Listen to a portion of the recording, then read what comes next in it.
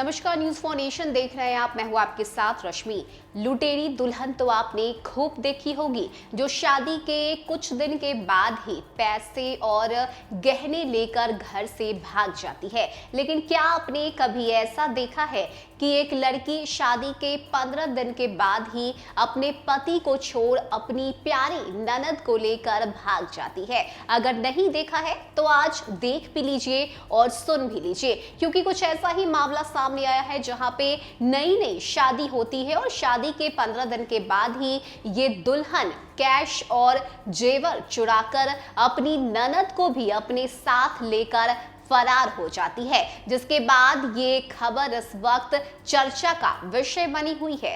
इसी कड़ी में बात अगर हम करें तो शादी के बाद गहने और कैश लेकर भागने वाली दुल्हनों को आपने खूब सुना होगा, लेकिन ये मामला थोड़ा अलग सा है।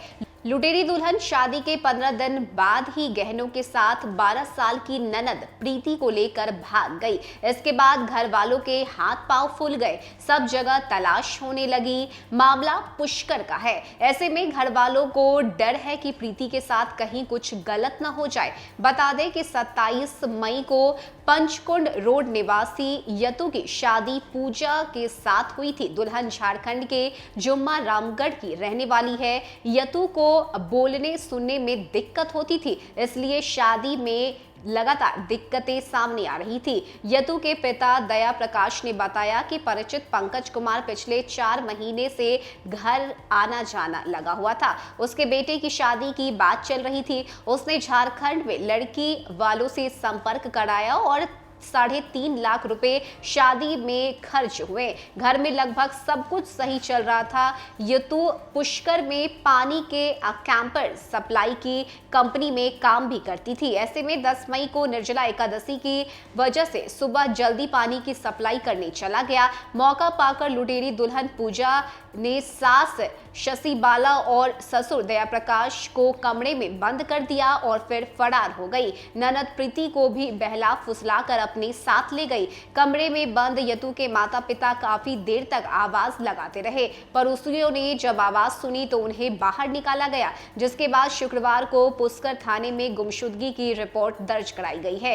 पूजा अपने साथ 5 तोले के गहने साथ ले गई है। मंगलसूत्र, 2 अंगूठी, पायजेब, चूड़ियां, कानों में कुंडन शादी विवाह में जो बनवाए गए थे वो भी अपने साथ ले गई है। इसके साथ ही सुबह 10 बजे रेलवे स्टेशन की तरफ जाते हुए सीसीटीवी फुटेज में उसे देखा गया है, जिसके बाद प्रीति भी उसके साथ नजर आ रही है। ऐसे में पुष्कर थाने के एएसआई रामचंद्र ने बताया है कि रेलवे स्टेशन और बस स्टैंड पर पूछताछ की जा रही है। रेलवे स्टेशन से जुटाई जानकारी में ये सामने आया है कि वो ननद के साथ झारखंड के लिए निकल गई है।